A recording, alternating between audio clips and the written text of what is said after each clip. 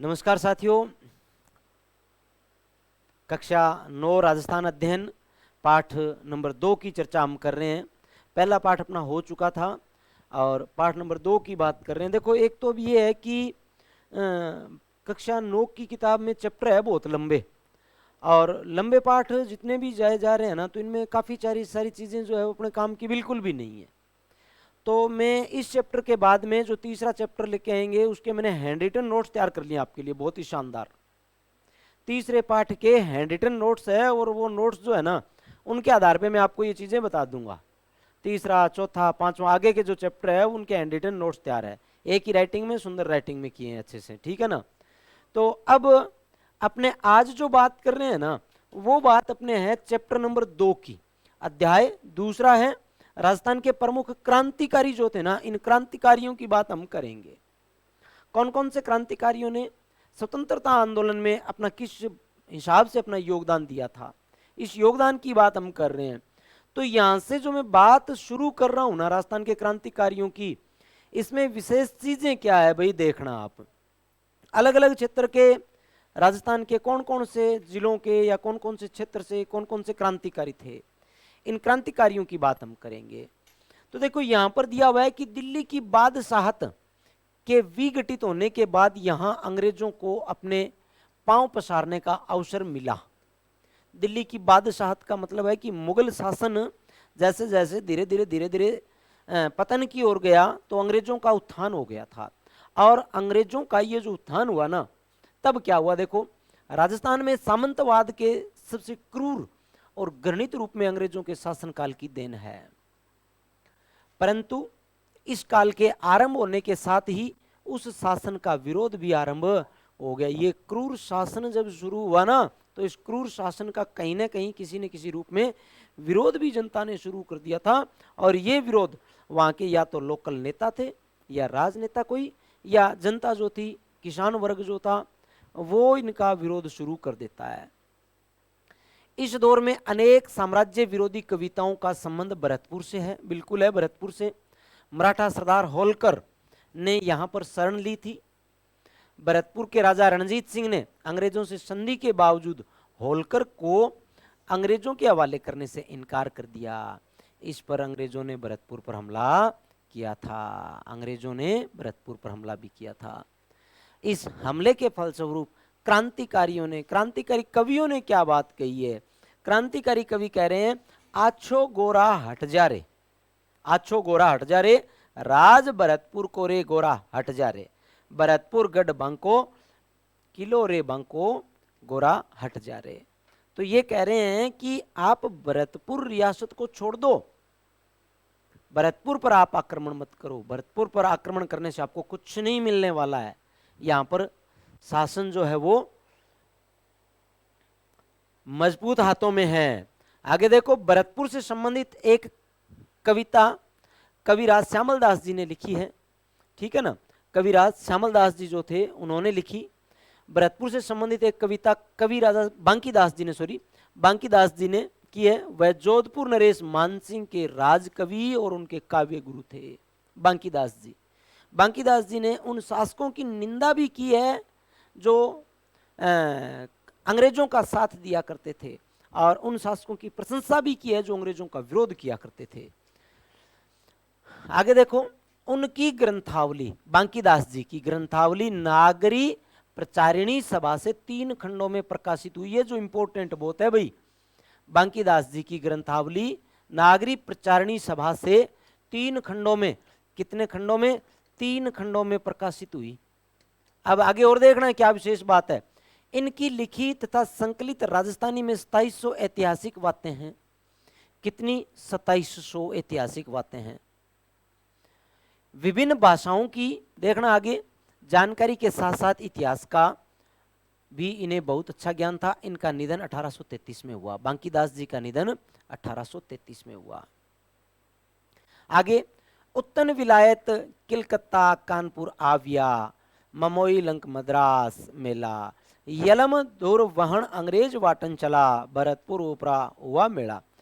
कह रहे विलायत से आकर अंग्रेज अपने इल्म के बल पर कलकत्ता, कानपुर, बंबई मद्रास तक अधिकार करता चला गया और अब वह भरतपुर पर चढ़कर आया। ये सब नगर जिस देश में है उनका नाम भरतखंड है। अंग्रेजों ने जो फौज बटोरी है वह इसी देश के विभिन्न प्रदेशों के लोगों से बनी है। कि अंग्रेज इन क्षेत्रों पे अधिकार किए जा रहे हैं ना, यहाँ के लोग ही अंग्रेजों को अधिकार करवा रहे हैं। और अंग्रेजों की हिम्मत नहीं थी कि आप अपने बलबूते पर यहाँ पर कुछ कर पाते। आपका जो मजबूत पक्ष है वो यहीं का है, भारत का ही मजबूत पक्ष है आपका। आगे देखो भाई, कह रहे हैं सैन रेजिमेंट असंख्य मल्टना तणे संग बड़ तिलक बंग किलंग तना मिलिया अबंग जंग भरतखंड पार का उशर उवे मार का वजंदर रे दुरंग मिलिया। ठीक है ना, जो बात हम करके आए हैं कि आपको जो कुछ मिला है वो सारा यहीं से ही मिला है। कविराज बांकीदास जी कह रहे हैं कि अंग्रेजों ने कलकत्ता, कानपुर, बंबई, मद्रास सारे क्षेत्रों में अधिकार करते गए। भरतपुर पर भी आपने आक्रमण किया, हालांकि कुछ मिला नहीं। आपका इसमें योगदान जो दे रहा है ना, आपको जो साथ दे रहे हैं वो यहीं के लोग दे रहे हैं। बाकी आपकी कहाँ हिम्मत थी कि आप लोग इस क्षेत्र पर अधिकार कर पाते। आगे देखो, कवि राजा ने कविता में उल्लास का स्वर है क्योंकि अंग्रेज आक्रमणकारी विजयी न हुए थे। गीत की दो मजेदार पंक्तियां, थया वलहीण लश्कार फिरंग थान रा चीन इनान रा इलम चलिया। कह रहे हैं फिरंगिस्तान का लश्कर बलहीन हो गया। ठीक है ना, फिरंगिस्तान का लश्कर बलहीन हो गया। फिरंगिस्तान मतलब अंग्रेजों को कहा है इन्होंने। ठीक है ना, चीन और यूनान से जो इल्म सीखा था वह व्यर्थ हो गया। भारत के सामंत बिना लड़े ही अपनी भूमि शत्रु को सौंपते जाते हैं। इससे कवि बांकीदास बहुत दुखी थे। इन सामंतों में राजस्थान के सामंत सबसे आगे थे। आयो अंग्रेज मुल्क रे ऊपर आहस लीदा खेची उरा दणिया मरे ने दीदी धरी धरती दणिया उबो गई दरा। अंग्रेज मुल्क के ऊपर चढ़ता गया। कह रहे हैं बांकीदास जी, अंग्रेज मुल्क पर चढ़ाया, उससे देश का सत खींच लिया।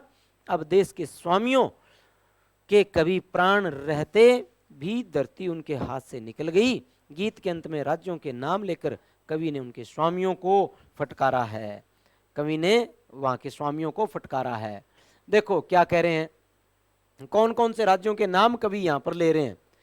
कह रहे हैं पुरजोदान, उदयपुर, जयपुर, यह धारा खुंटा परियाण, आंके गई आवसी, आंके बांके आसल किया बखान।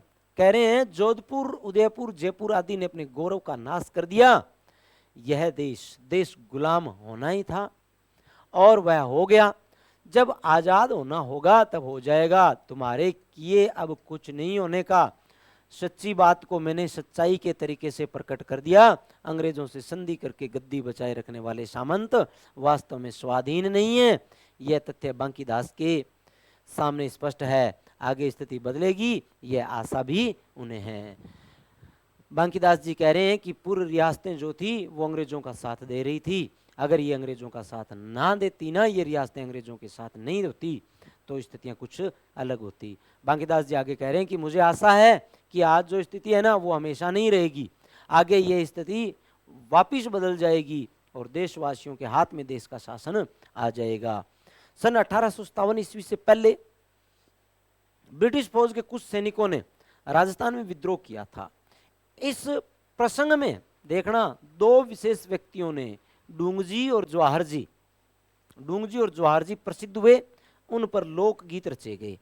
राजस्थान स्वतंत्रता संग्राम काव्य में दिए हुए विवरण के अनुसार 1818 में अंग्रेजों ने संधि की।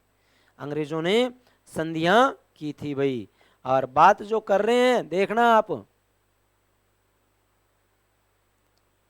अंग्रेजों ने 1818 में संधि की रियासतों से। शेखावाटी क्षेत्र के लोगों ने इसका विरोध किया था। विरोध के दमन के लिए अंग्रेजों ने शेखावाटी ब्रिगेड संगठित किया। 1834 में डूंगजी के नेतृत्व में इस ब्रिगेड के कुछ सैनिकों ने विद्रोह कर दिया। 1838 में अंग्रेजों ने डूंगजी को पकड़ लिया और आगरे के किले में कैद कर दिया। तब डूंगजी के भतीजे ज्वारजी ने अपने सहयोगियों को लेकर के हमला किया और डूंगजी को छुड़ा लिया। वहां से निकलकर इन्होंने नसीराबाद की छावनी पर हमला किया था। ये कह रहे हैं कि अंग्रेजों की शेखावाटी ब्रिगेड जो थी ना, ये अंग्रेजों की शेखावाटी ब्रिगेड, इस ब्रिगेड में के सैनिक जो थे डूंगजी और ज्वारजी और अन्य सैनिक कुछ, इन्होंने अंग्रेजों का विरोध किया और नसीराबाद पर भी, छावनी पर भी हमला कर दिया था। तब कहते हैं कि अंग्रेजों ने क्या किया, डूंगजी को कैद कर लिया। अब डूंगजी को कैद करके आगरा के किले में अंग्रेजों ने डाल दिया। तब ज्वारजी अपने कुछ साथियों के साथ में मिलकर के डूंगजी को वापिस छुड़वा लाते हैं।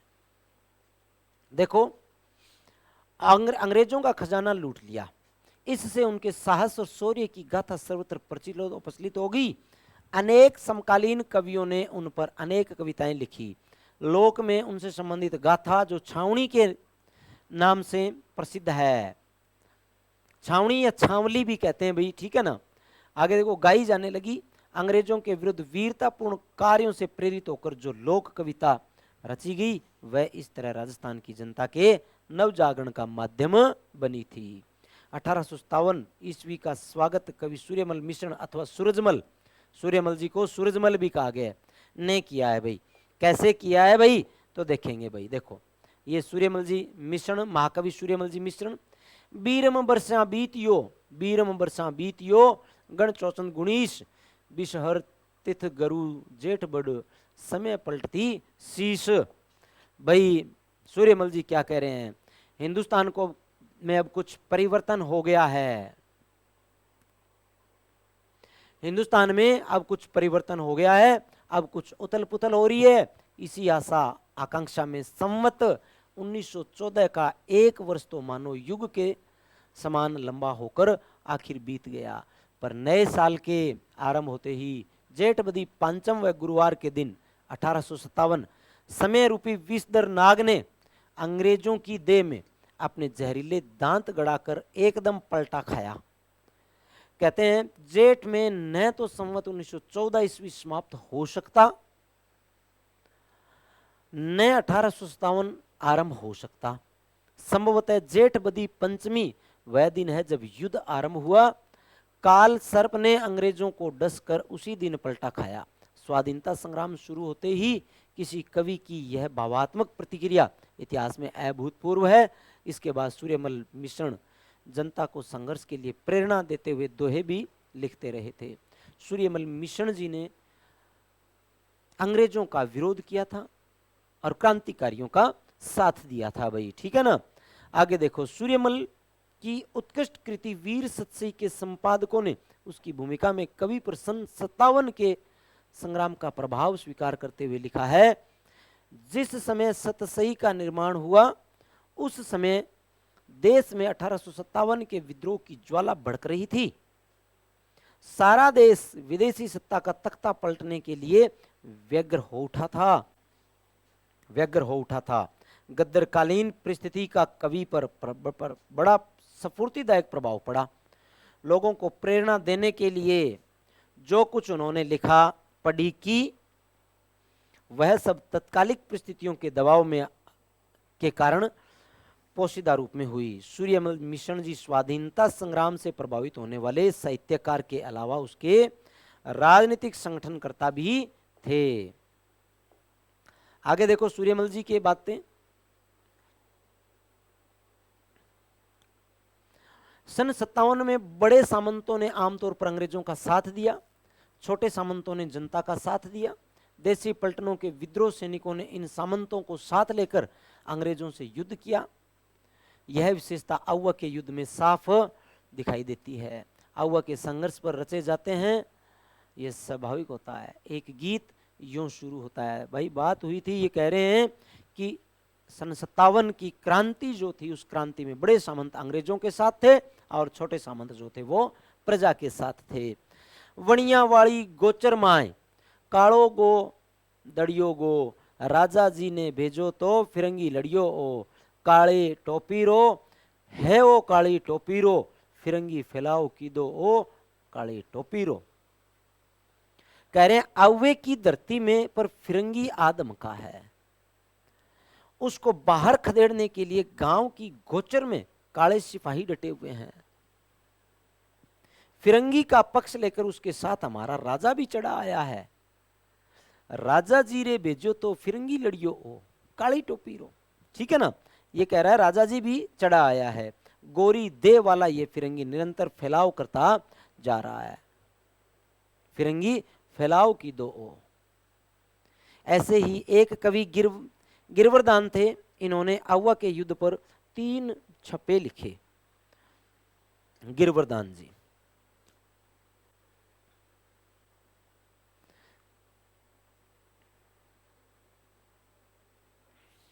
वैसा सूर्यमल जी मिशन है,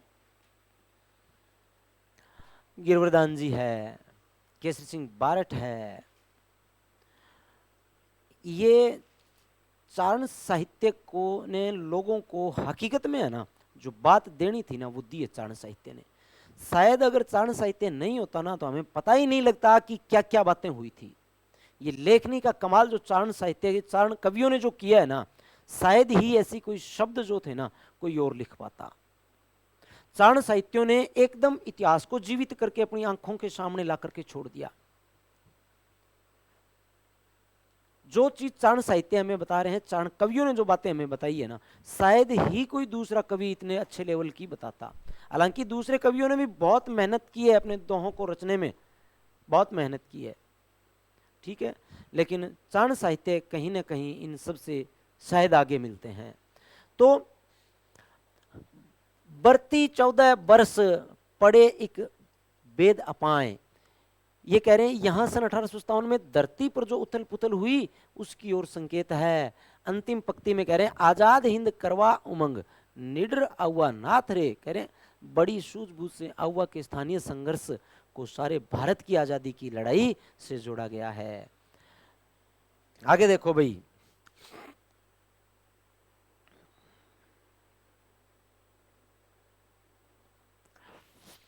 बनभंग के बाद स्वदेशी आंदोलन ने जोर पकड़ा, इसके साथ ही सशस्त्र क्रांति के प्रयास आरंभ हुए। ये प्रयास राजस्थान में हुए। इनकी विशेषता यह है कि आरंभ से ही समाज सुधार और शिक्षा प्रसार से जुड़े रहे। क्रमशः उन्होंने किसानों को आधार बनाकर जन आंदोलनों का रूप लिया। यद्यपि उनका क्षेत्र सीमित था, फिर भी उन्होंने देश के सामने मिसाल पेश की थी। अब बात आ जाती है इसी चैप्टर में डूंगजी जवाहर जी की। डूंगजी और जवाहर जी की बात हम इसमें करेंगे भाई। काका भतीजा 1857 के स्वतंत्रता संग्राम में सीकर क्षेत्र के काका भतीजा डूंगजी जवाहर जी प्रसिद्ध देशभक्त हुए थे। डूंगजी शेखावटी ब्रिगेड के रिसालदार थे। बाद में वे नौकरी छोड़कर धनी लोगों से देश की आजादी के लिए धन मांगने लगे और धन नहीं मिलने पर उनके यहां डाका डालने लगे। ठीक है ना, इस धन से वे निर्धन व्यक्तियों की सहायता करते थे। इन दोनों ने अपने साथियों की सहायता से कई बार अंग्रेजी छावनियों को लूटा। डूंगजी के साले भैरू सिंह ने डूंगजी को भोजन पर अपने यहाँ बुलवाया और वहां अत्यधिक शराब पिलाकर उन्हें पकड़वा दिया। डूंगजी के साले हुआ करते थे भैरू सिंह जी। डूंगजी जवाहर जी दावड़िए माने जाते जो अमीरों का धन लूटते गरीबों में बांट देते थे। अंग्रेजों ने उन्हें आगरा के दुर्ग में बंद कर लिया। ये भैरू सिंह जी है ना, इनके साले थे डूंगजी के। इन्होंने शराब वराब पिलाई और एकदम फुल नशा हो गया, तब कहते हैं कि अंग्रेजों को बुला लिया, पकड़ लो। अंग्रेजों से मिले हुए थे ये, ठीक है ना। आगे लिखो, डूंगजी की पत्नी की फटकार से जवाहर जी ने उन्हें छुड़वाने की प्रतिज्ञा की। कहा जाता है कि लोटिया जाट और करना मीणा अपनी वीरता और बुद्धिमत्ता से डूंगजी को छुड़वा कर लाए थे।